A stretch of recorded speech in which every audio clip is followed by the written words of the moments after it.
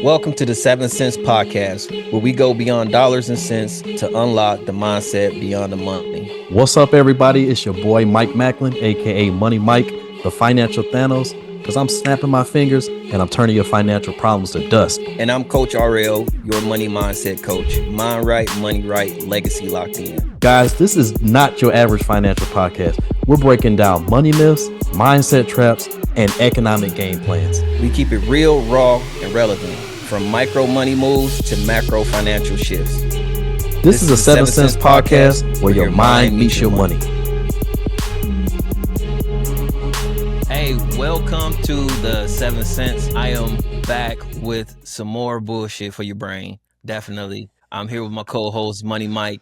Hey, we about to cook today, bro. We about to cook. Another hot topic, and per usual, we're gonna jump right in. Is buying a home in America still the American dream? Is that the dream that we all dream of today? So that's the conversation that we're gonna have today, and I am very interested in your take. I have a few hot takes, but nothing that don't make sense. Okay.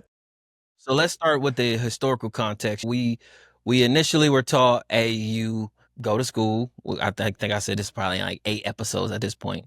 Go to school, get a job, buy a home, do a 15, 30-year mortgage on that home, and then live happily ever after. Something happens to you, you pass the home to your kids. Today, in today's market, is that still, let me ask you, is that still a smart idea? And is it still the American dream now of home ownership to actually live in it? All right, so I'm gonna start off by saying this. You touched on it, but let's go like this. Okay, so most folks, first off, they don't realize when you get in a house, what you're doing is you're doing a bank a huge favor, because you're basically creating a 30-year income stream for the bank. So essentially that's what the mortgage is. Now, because of things like amortization, you paying the interest basically before you really start paying for that house. And like the first 10 to 15 years, you just basically putting money into the bank's pocket. That's the reality of that. I'm gonna get into some other thoughts on this, but that's my initial thing, is that you have to look at buying a house for what it really is. It's not as big of a favor to you as most people think that it is. And I'll talk about why that is, but just up front, the numbers of it doesn't work out in your favor. So I'll start off by saying that, and we'll go from there, brother. Yeah, so I would tell you this. So over the last probably 30 years, the houses have increased over 40%. What's crazy about this is it used to make sense to be able to buy your house, do a 30-year, and then pass it down in your family. But the fact of the matter is the houses aren't even built at the same quality as they used to be built at. They're not using bricks and building basements. They're massively manufacturing neighborhoods in 15 minutes, it seems, and then still locking you into that same 30-year rate with way more maintenance than you used to have to deal with. Let's talk about the advantage points of home ownership, and then what's the flexibility in home ownership and what that should look like in today's market. Okay, so advantages of a home ownership, it depends on who you're looking at. Again, I touched on it at the beginning. The real benefactor, honestly, is the bank. But to keep this, I don't want to make this a negative show, so I will put a positive spin on this. Where it becomes something in your favor is when you buy the home smartly. And what I mean by that is what you want to be looking for in that house is you want to be looking for something called equity or appreciation. You want to be going into this in a positive place, meaning, let's say you buy a house, like right now, the average house is going for about probably 300 if you're lucky. So let's say you get that house at 300 and you walk into it with maybe, we'll be generous and say like 50, 60,000 in equity. Let's say maybe they value it at 360 when you first get it. That puts you in a good place if you understand strategically what to do with that equity. If you're just there living in the house, collecting expenses, and yeah, that's not a good place for you. But if you understand certain advantages, and again, I'll talk about this later just to not take over the conversation. But if you start using specific strategies with this, that home can definitely be something that puts you in a fantastic financial position. I'll use a few examples. You can rapidly pay off some debt with that equity. You could even possibly purchase other homes to where those homes pay for the house that you staying in. So there are definitely advantages, but unfortunately, the average person doesn't look at it like that. The average person looks at a house as what they were taught to look at it as. This is like the dream. This is where I'm going to be here forever. I'm going to raise my children. I'm going to create all these great memories, which is wonderful. But you're letting the euphoria take away the real purpose of what that house is for. And it's unfortunately putting you in a place where it's becoming more of a money pit than the dream that you were sold. And you know where a lot of it gets diluted is in the market today. There are people who have bought those homes 20, 30 years ago and they still own those homes. And now the market is going crazy now, but the market has always been going crazy. But now it just depends on the location. Hey, we're building an Amazon here, or we're building a new EV factory here. And now the house value is going insane.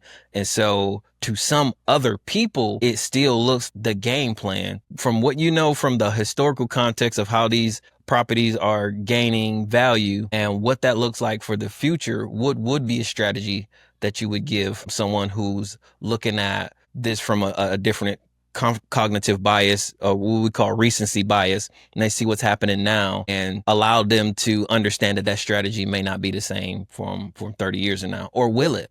That's the question. I'll say this. The strategy I would use doing this, and I hope I'm not jumping too far ahead, but I would, first and foremost, if I'm going to purchase a house, I'm not living in that house. I'm going to let somebody else live in that house, because what I'm going to do is I'm going to turn this house into what the bank and what other investors do. I'm going to turn this into a cash flow producing asset. So my outlook on this house, first and foremost, I'm taking the emotion out of it. The American dream has nothing to do with my financial plan. That's the American dream. I'm not America. I'm Money Mike. So that has nothing to do with me. So I'm looking at it from my standpoint. So I'm like, okay, what is this house for me? This house is for me is a tool to pay off where I stay or other debts that I may have, bad debt, not good debt. So my plan going into getting this house would be, I want to get it as low a cost as possible. So that means if the house isn't so great looking at the beginning, maybe some things need to be done to it. That's fine. Especially if I get a real estate agent involved with somebody that can say, hey, listen, this house in this neighborhood could be worth this much. Yeah, it's ugly right now, but it could be worth $400,000, $500,000 if you clean it up. So I want to get it for the low, put a little bread into it to make it look nice, which is going to also appreciate the value of it because you've put what's called sweat equity into the home by making it look better. And then once I get the home looking like I need it to, or get somebody renting it out, because I don't want to be the one paying that bill. I don't have a problem with debt, because when I have debt, I'm not going to be the one paying it. Somebody else is going to pay it. So that's what the house is going to be for me. It's going to be a tool to produce money. Now, what I'm going to do with another house is I'll rent another house. Or another idea I had kicked around, and a lot of people do, is get yourself a duplex. Get yourself basically 2 doors in one. You stay on one side of it. You let the tenant stay on the other side. Don't never let the tenant meet you or know that you own the place. You do it that way. That way your rent is being paid by that tenant. You're also gaining equity. You're also getting everything you need to do. And that is how I would approach the whole home buying process. Is I would, again, approach this as an investment that's going to put money in my pocket. Of course, the bank is going to get what they get, but I want to position myself to where not only the bank is benefiting from this, but also I am. And also, I'm not the one that's footing the bill on this. Yeah, we can have a 30-year mortgage. That's fine. But I don't want to be the one paying for it. I think that's really good. I think that genuinely should be the strategy. The other thing is, in today's market, you definitely need to get out of the 30-year game. Like, it's never been beneficial for anybody, not even the high interest rates. And we even talking about now, you used to be able to get a house at 3-4%. Now we're looking at 6-7%, and like 6-7% over 30 years. Like, the math is, that's a debt trap.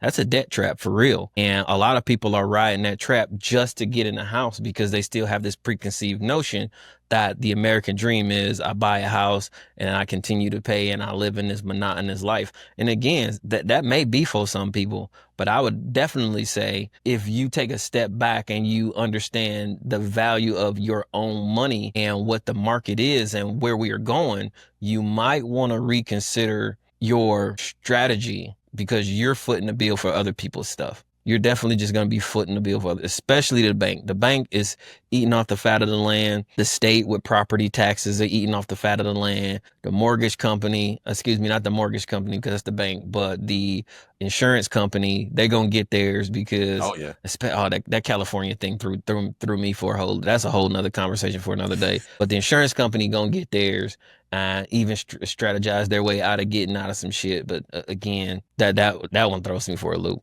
But yeah, definitely get out of these 30-year deals. If you really feel like I need to own a home, the first thing you should definitely consider is getting out of the 30-year game and putting yourself into a position where you're able to afford the 15 because it's easier. You don't necessarily lock yourself into the home if you don't plan on living there forever. And then at the end of the day, you can do a 15 and then add more to it, pay it off in 10. And now you actually do have an asset, right? And that does bump up your net worth a whole lot once you own that home. But let's get into, I think I talked about the 15 year. Let's get into really personal home buying story.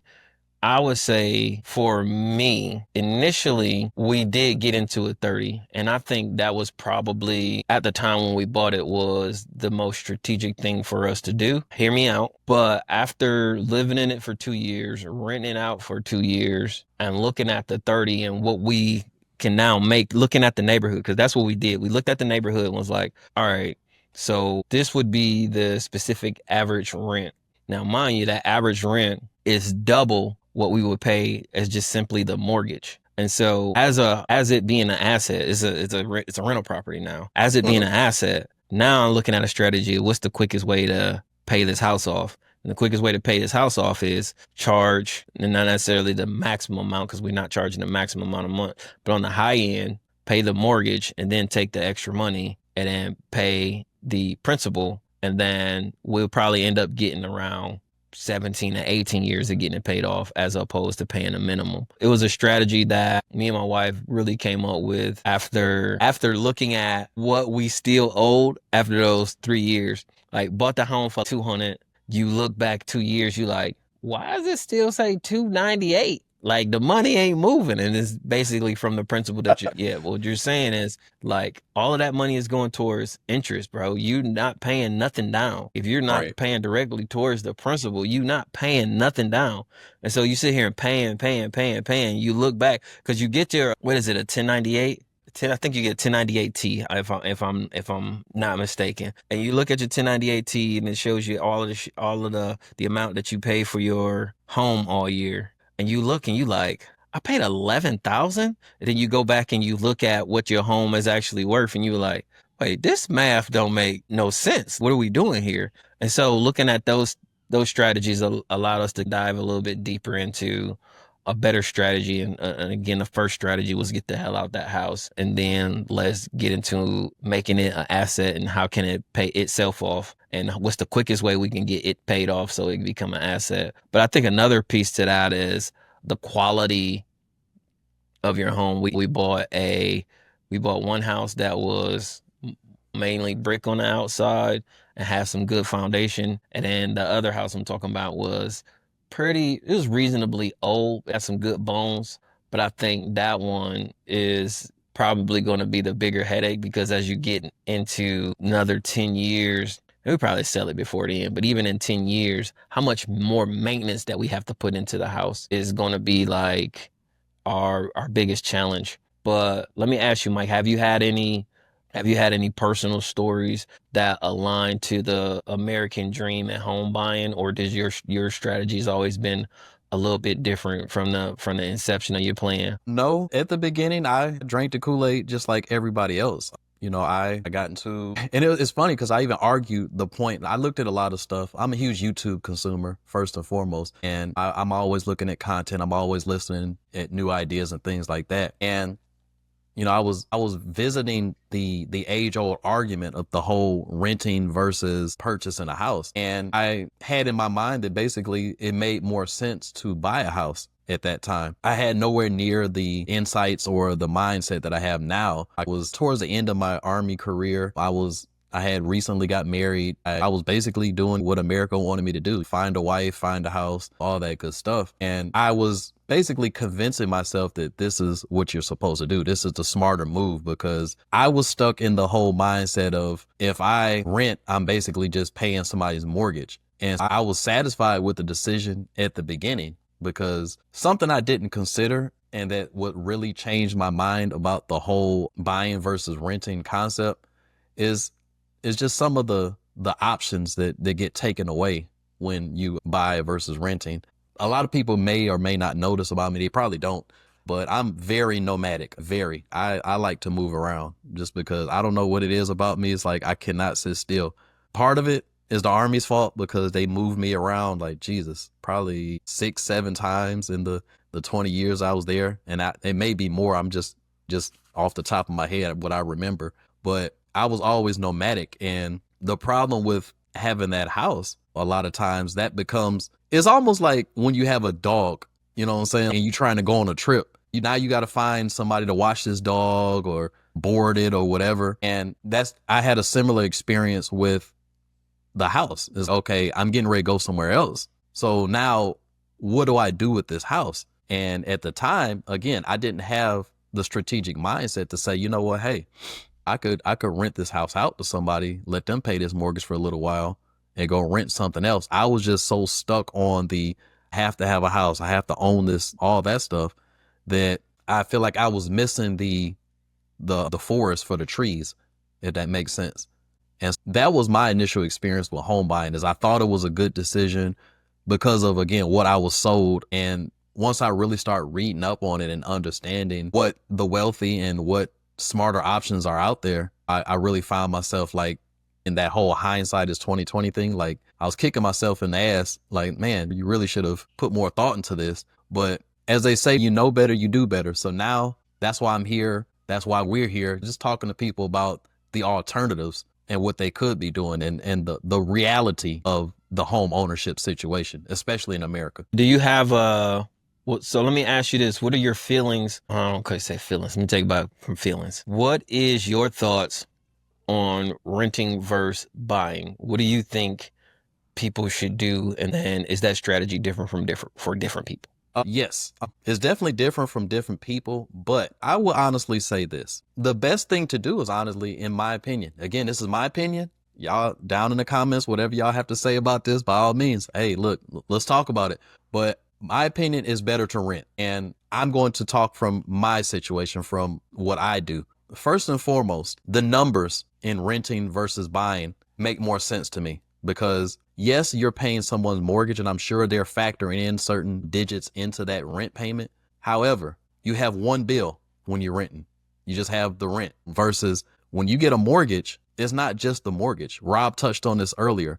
You're getting the mortgage, you're getting the insurance, you're getting the property taxes, you're getting the maintenance. Now, as a renter, you don't have those expenses. If something happens to that place, that's not on you. That's on the owner of that place. So, he or she deals with that. And also, a lot of times renting, you can get a lot more house now renting than you can actually owning it, just because of, again, factoring in all the cost together. And then the second part of that is the home ownership piece. Like I said earlier, the home ownership piece is more of a long-term investment strategy. I look at it almost like the equivalent of how people look at IRAs or Ks, where you putting money into something for X amount of years and you looking to get a return on that. And that's the approach I take to purchasing homes now. Rob touched on this earlier too. I don't fall in love with houses. Like, I take all the emotion out of it. Like, this is like my money, a house is a tool for me. And the main reason for that, and I'm gonna try to keep this brief because I'm going off on a little bit of a tangent, but I feel like it's important. When you really look at a house, how long are you really there? like in reality, especially considering like what's going on right now with the job market, everything that you touched on earlier. How long are you actually there? You go to work for 8 hours. You know what I'm saying? You go on vacations, you do different things, you out and about. You're not really there that long. So what are you really getting from putting all this money into this place that you have to repair? You got to deal with all the headaches, and you're not leveraging it the right way. And another thing that happens because of this house now is now you have to, and it's because you don't plan. And I'm not, I hate to, I don't want to sound negative in this, but I really want people to really start thinking about this process. What happens when you get this house now, most people, what they do is now they have to go find a job that that's going to pay them to be able to just to make this payment. That's just a payment. And most of the time, that's all you're getting. You're going to get just enough to make the payment. So now you're trapped in this place that you barely ever there, and you can't even really enjoy it no more because now you've fallen into the real trap of, okay, hey, look, the debtor, I think is the term. If I say this quote wrong, y'all can correct me, but the debtor is the slave to the lender. So you've basically putting yourself in that situation now because you want these people that you think like you or you think they care to look at you and come in your house and say, oh, this is the greatest place I've ever been to in my life. And the problem with that is you're putting yourself in a position now, all of your flexibility is pretty much gone because now you have to find a job that's going to allow you to pay for that place. Now you get into things like the commutes, and I'll use myself as an example. I had to drive an hour and a half every day back and forth from my house to work because I was stationed at Fort Bragg and I lived in Raleigh, which was like an hour and some change away from there. And that ties into that, the error that I made in the home buying experience, as well as, the trap a lot of people fall in. A lot of people now are commuting like ridiculous distances from their house to work a job so that they can pay for that house. So now again, you're never there, but you're paying all this money for it just for somebody to say, hey, look, oh, this is a great looking house. You're doing well for yourself. I hope I didn't get too Right, and that's far it. all over the place, but Nah, not at all. that's I'll give you basically my my outlook on it. experience. My experience is a little bit different, right? For my family, my family dynamics a little bit different. So having a bigger Yeah. house and a bigger home for bigger families, it is more advantageous to buy homes. The reason is because number one, when you got a lot of kids, your kids tear shit up. And we talk about the maintenance that's covered by renters.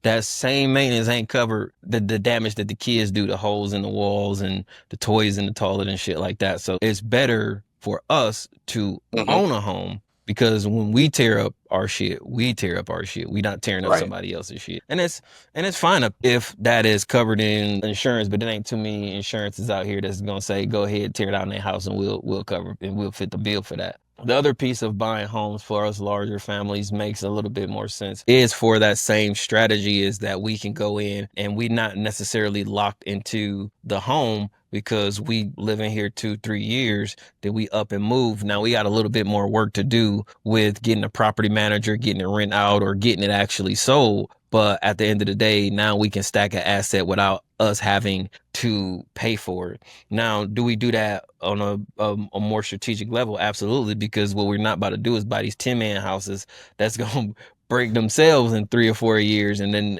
be a pile of sticks after this 30 year. We look for a healthier foundation house. We look at the year that is built, ensure that it's not too old, ensure that we can look at it and see potential to build it in a modern aspect where you can enjoy the house. Because I think Kansas is one of those places. North Carolina, there's a few places in Virginia as well. They have these plantation style homes and they look gorgeous just the way they are, even though they were built in 1856, 1996. They're old, very old houses. And regardless of when they were built, they still hold potential to, as long as they got good bones, it makes it a good investment. And when you look inside of the kitchen and look inside of the space and see how open the space is, that may cost you a couple of bucks to modernize the building. But at the end of the day, like I'm saying, is it has good bones. It turns into a good investment for larger families because not only can we get in here and make it the way we want it to, but we can tear this bitch down, build it back up, and reflip it and repackage it however we see fit. Before we close out, though, try not to get too ahead of the schedule. No, that was really good. Damn, did I get way ahead of the schedule? I sure did. All right, we'll make it That's work. too We'll funny. make it work. Don't worry about it. I think we just kind of leave off with this question, and I would say, what would you tell the viewers your your perspective of does your dream life look like life without a mortgage? For me, I'm gonna try to answer this as completely as possible because again, we talk more strategic than the average. So Yeah. a lot of you know what? I'm just gonna say it. I hate saying this answer, but it depends. It just depends. It depends because I'm gonna use the dialogue we just had. I made the argument for renting. You made the argument for buying based off of family dynamics. Right now, it's just Money Mike. Is Money Mike? I'm adding some people to the family here soon based on some different life changes for me, but it's still going to make sense for my situation to continue to rent. The perspective I would tell somebody to look at this from is first off, look at your situation. If you have a large family, most rental communities are not going to be favorable to you because there's not a ton of 5, 6 room apartments that's going to be available. So renting may not be an option for you. So to that, I would say if you have to purchase a home, one, you may want to look at a home that may need some work at the beginning to lower that cost for you. Stay somewhere else for a little bit. Maybe stay with some family members or something like that. It might be a little inconvenient at the beginning. They might be like, look, how long you gonna be here? But no, it's more economical. It makes more sense. Get a place that might not necessarily be the dream house just yet. Work on it. Turn it into your dream. That's the thing about it. A lot of people don't understand. They think they have to fall into this rigid kind of thing of where it just has to be perfect walking into it. You can make it into what you want it to be. So get something that might be a little bit beat up, like Rob said, got some good bones, is going to stand up the test of time, was made properly, things like that, and make it look like you want it to look. Because now, hey, you got your payment where you want it to be. And there's even programs out there where they'll assist you with getting the place up to par and getting it looking good. I think the FHA has I think it's a 20B, a 203K. I can't remember what it's called right now, where basically they'll give you the money not only to get the house, but they'll also give you the money to renovate it and make it look better. You get one of those, or even some of the VA loans. You got a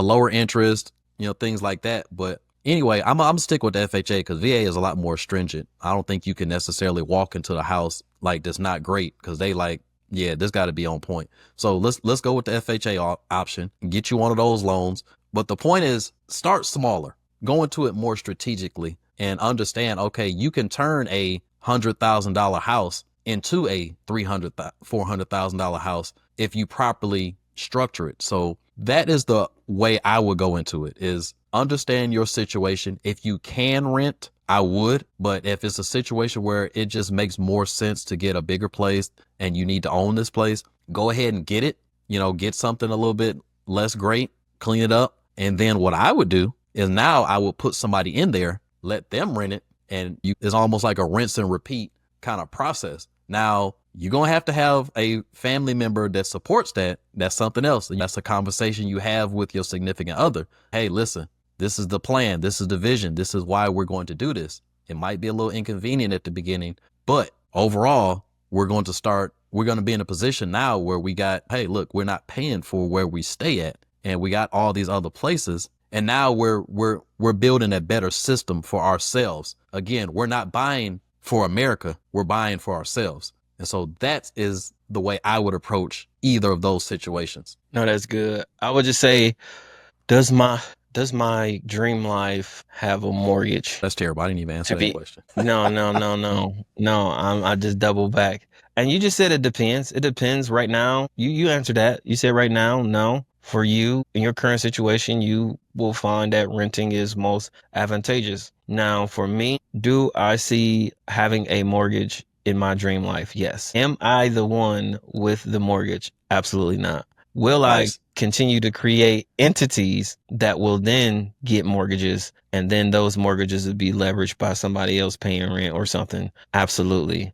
And a aggressive real estate lifestyle that I want for myself, I do plan to have a mortgage. And really, the real reason is it doesn't even make sense to pay off a home. So now I'm taking on all the risks when I do that. If I go and cash out on a house, I take on all of the risks. Why would I want to do that when I can just pay this thing over time? If something happens, it burns down, the bank gets paid their little bit of money, the insurance gives me enough to roll back over into another mortgage, and then I'm good to go. I'm not locked into something I paid 200,000 for. Now I'm arguing with the insurance company who wants to only pay me 180 Right. based off of depreciated value. And nah, fam, I'm gonna play the game like y'all play the game. But that is where we're at. And yeah, that's just kind of where I'm at on that. But I will say we went a little bit over time, and I'm definitely okay with it because it was a great conversation. We'll jump Absolutely. into the next episode next week, and I hope y'all ready for another controversial topic because that's what we do around here. Yes, sir.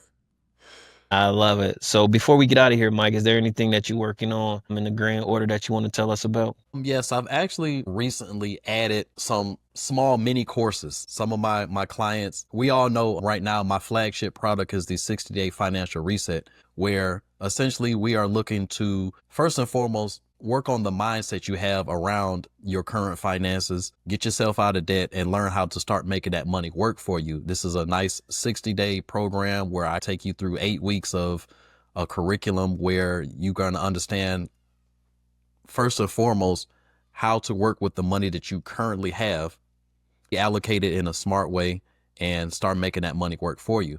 But what I've decided to do is I actually want to put it down into a little bit more micro pieces, more digestible for my audience or for somebody whose pocket may necessarily not be ready for the 60-day financial reset. And it still gives people an opportunity to learn. So what I'm doing is getting ready to start a bi-weekly mini courses on various financial topics that gives individuals opportunity to come in at a lower price point, get the initial nuggets, and maybe you could piece together your financial plan based on the nuggets that I give you. Sometimes, you know what I'm saying, as they say, pennies turn to dollars. Little small pieces of information can turn into a huge plan. So in my efforts to make this accessible to as many people as possible, I thought this would be a great evolution to the 60-day financial reset.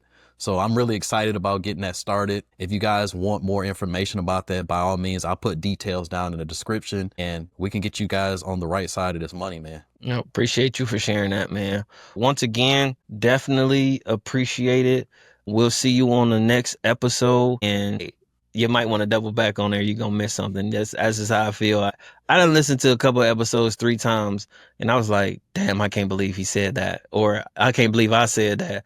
And you're going to miss a gem, so you may need to double back. But hey, we out of here. 7 cents. Appreciate y'all. Peace. You just tapped into the 7 cents, where the mind meets the money and the legacy gets built. It's your boy Money Mike, the financial Thanos, snapping one myth at a time and leaving no financial lies standing.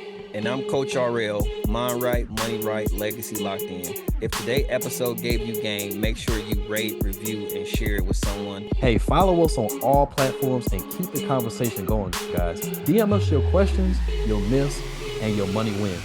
Until next time, think deeper, move smarter, and keep building. This is the 7 Cents Podcast. We out.